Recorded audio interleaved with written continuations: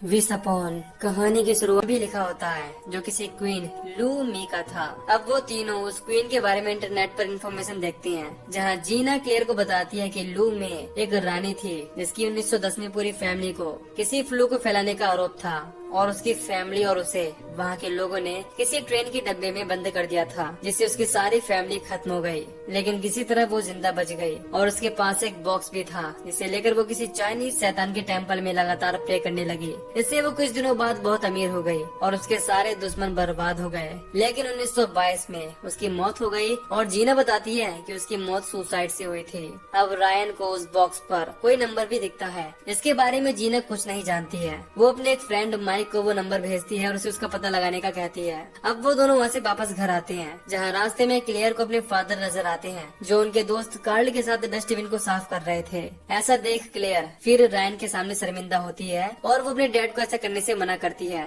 Clear को लगता है कि अब वो लोग अमीर हो गए हैं तो उन्हें ये काम छोड़ देना चाहिए। घर आकर वो उस बॉक्स से चौथी विश मांगती है, जिसमें वो मांगती है कि उसके डैड अब कभी भी शर्मिंदा ना करें। उसी रात जीना का फ्रेंड माइक उन नंबर का मतलब जीना को मेल करता है, जिसमें उसे पता चलता है कि वो बॉक्स बहुत खतरनाक है और वो क्लियर से कांटेक्ट करने की कोशिश करती है। लेकिन उसके फोन के नेटवर्क जा चुके थे और मौसम भी खराब हो जाता है, इससे वहाँ की बिजली भी चली जाती है। इस दौरान जीना बालकनी में जाती है, जहाँ उसका मोबाइल नीचे गिर जाता है और वो वापस अंदर आती है। लेकिन तभी अचानक वहाँ उसका पैर स्लिप होता है और वो वहाँ रखे एक एंटिक पीस के ऊपर गिर जाती है। इससे उस एंटिक पीस के सींग उसकी आँख में घुस जाते हैं और उसकी भी मौत हो जाती है। अगली सुबह सब बातों से अनजान क्लियर देखती है कि उसके पिता अपने पैशन को फॉलो कर रहे हैं और अब वो उसे कभी शर्मिंदा नहीं करेंगे। अब रायन जीना के घर जाता है, जहाँ उसे जीना का मोबाइल मिलता है और वो घबरा कर ऊपर पहुँचता है। वहाँ उसे जीना की लाश मिलती है और वो फौरन स्कूल पहुँचता है। अब रायन क्लियर को बताता है कि जीना मर चुकी है, लेकिन उसे इस बात से कोई फर्क नहीं पड़ता। अब रायन उससे पूछता है कि क्या कल रात उस बॉक्स का म्यूजिक बजा था और वो एकदम से इतनी अमीर कैसे हो गई। लेकिन वो बिना कोई जवाब दिए वहाँ से चली जाती है। रायन अब पूरी कहानी समझ चुका था। खैर क्लियर के साथ भी वही हो रहा था जो उस क्वीन के साथ हुआ था और जीना की मौत भी क्लियर की विश के कारण ही हुई थी। वो जितनी विश मांगेगी उसके जानने वालों की उतनी ही मौत होती रहेगी। खैर उसी दिन कैंटीन में क्लियर अपने दोस्तों को छोड़ पॉल के साथ टाइम गुजारती है। वहाँ उसे पॉल की एक्स गर्लफ्रेंड कहती है कि कपड़े बदल लेने से कोई स्पेशल नहीं बन जाता। अब घर जाकर क्लियर उस बॉक्स से अपनी 5वीं विश मांगती है कि वो स्कूल की सबसे पॉपुलर लड़की बन जाए। तभी उसे पॉल का मैसेज आता है जो उसे एक पार्टी में ले जाने का कहता है और वो दोनों उस पार्टी में जाते हैं। वहाँ सभी लोग क्लियर को रिस्पेक्ट देते हैं और वो पॉल के साथ उस पार्टी में बहुत एंजॉय करती है। अब क्लियर स्कूल की सबसे पॉपुलर लड़की बन चुकी थी। अब घर आकर वो सो रही होती है, उसे फिर अपनी माँ का वही सपना आता है, इसीलिए उसकी नींद खुल जाती है और वो देखती है कि बाहर कोई है। बाहर आकर देखती है तो उसे कोई नजर नहीं आता। उसके डैड उससे पूछते हैं कि वो यहाँ क्या कर रही है। इस पर वो बताती है कि जब से वो बॉक्स उसके पास आया है कोई उसका पीछा कर रहा है। उसे लगता है कि कोई उसका वो बॉक्स चुराना चाहता है। खैर सुबह होने पर वो उस बॉक्स को छुपा देती है और टेंशन में होने के कारण वो अपनी नेबर डेलियोसा के घर जाती है, जहाँ उसे उनकी लाश पड़ी हुई मिलती है और अब उसे एहसास होने लगता है कि उसके कारण ही लोगों की जान जा रही है। अगले दिन क्लेयर अपनी फ्रेंड्स के पास जाती है और उन्हें सारी बातें बताती है। अब मेरिडिथ उस बॉक्स को फेंकने का कहती है, लेकिन वो बताती है कि अगर वो ऐसा करेगी तो सारी विश रिवर्स हो जाएंगे। उसकी फ्रेंड कहती है कि वो इतनी सेल्फिश कैसे हो सकती है, उसके कारण लोगों की जान जा रही है और वो सिर्फ अपने बारे में सोच रही है। वो दोनों उसे उस बॉक्स को फेंकने का कहती है और उन दोनों के समझाने पर वो बॉक्स फेंकने का सोचने लगती है, पर फेंकती नहीं। अगले दिन क्लेयर पॉल के साथ एक पार्टी में जाती है, जहाँ उसकी दोनों फ्रेंड भी होती हैं। वो क्लेयर से उस बॉक्स के बारे में पूछती हैं। इस पर वो बताती है कि उसने उस बॉक्स को फेंक दिया है। तभी पॉल वहाँ आता है और दोनों कार में इंटीमेट होते हैं, जहाँ क्लियर को पता चलता है कि पॉल ही उसे स्टॉक कर रहा था, जो उसकी विश के कारण ही उसे पागलों की तरह से प्यार करने लगा था। वो क्लियर से एक पल भी दूर नहीं रहना चाहता था। क्लियर को उस पर गुस्सा आता है और वो उससे ब्रेकअप कर लेती है और वहाँ से चली जाती है। अगले दिन जून, क्लियर और मेरिडिथ किसी मॉल में जाते हैं, जहाँ मेरिडिथ अकेले ही किसी काम से वहाँ से मॉल में जाती है। वहाँ क्लियर जून को बताती है कि उसने वो बॉक्स नहीं फेंका है। दूसरी ओर क्लियर के फादर घर जा रहे होते हैं, तभी उनकी कार पंक्चर हो जाती है और हम देखते हैं कि अब क्लियर के फादर और मेरिडिथ जो अब लिफ्ट में थी, उन दोनों पर खतरा मंडरा रहा था। जोनाथन की जान भी कई बार बचती है, लेकिन मेरिडिथ जिस लिफ्ट में जा रही होती है वो बंद हो जाती है और रुक जाती है। अब वायरिंग टूट जाती है, जिससे लिफ्ट ऊपर से नीचे आकर गिरती है, जिससे उसकी भी मौत हो जाती है। है और जून इन सब का जिम्मेदार क्लियर को मानती है। उसी की विश के कारण अब मेरिडिथ भी मारी जा चुकी थी।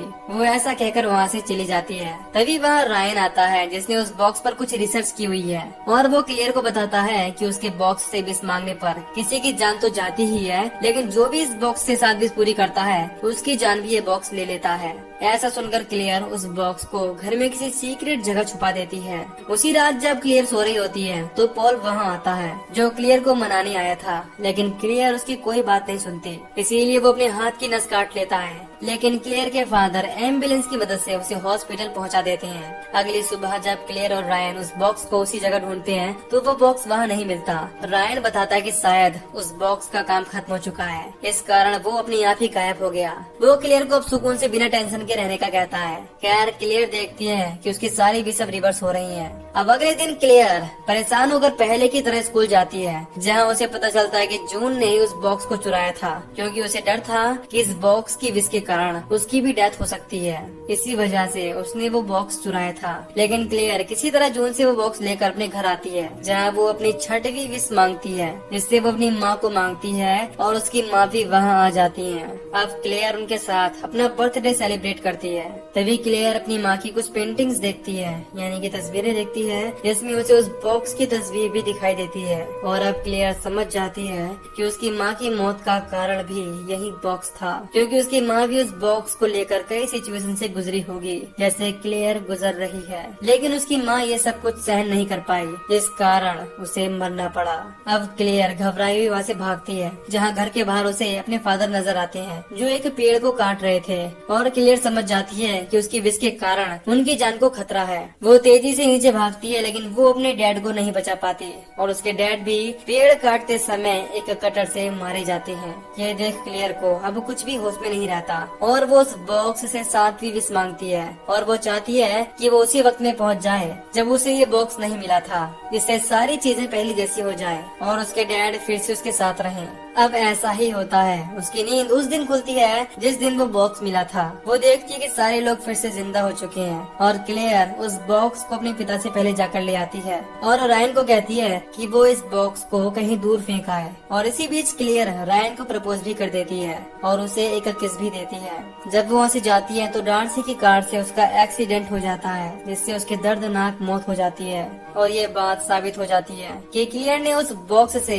7वीं और आखिरी विश मांग ली थी, इस कारण उसे भी मरना पड़ा। शायद वो भूल गई थी कि 7 विश पूरी होने पर जो विश मांगता है उसे मरना पड़ता है। अब मूवी के आखिर में हम देखते हैं कि रायन उस बॉक्स को फेंकने आया है, लेकिन वो उसे खोल के देख लेता है। इस पर 7 विश पढ़ने के बाद वो उस बॉक्स को नहीं फेंकता, वो उसे अपने साथ रख लेता है। और इसी के साथ ये मूवी यहीं पर खत्म हो जाती है। तो दोस्तों, अगर आपको इस मूवी की एक्सप्लेनेशन पसंद आई हो तो वीडियो को लाइक और चैनल को सब्सक्राइब कर दीजिएगा कि मैं मिलूंगा आपसे न्यू वीडियो में। Till then take care, love you, bye bye.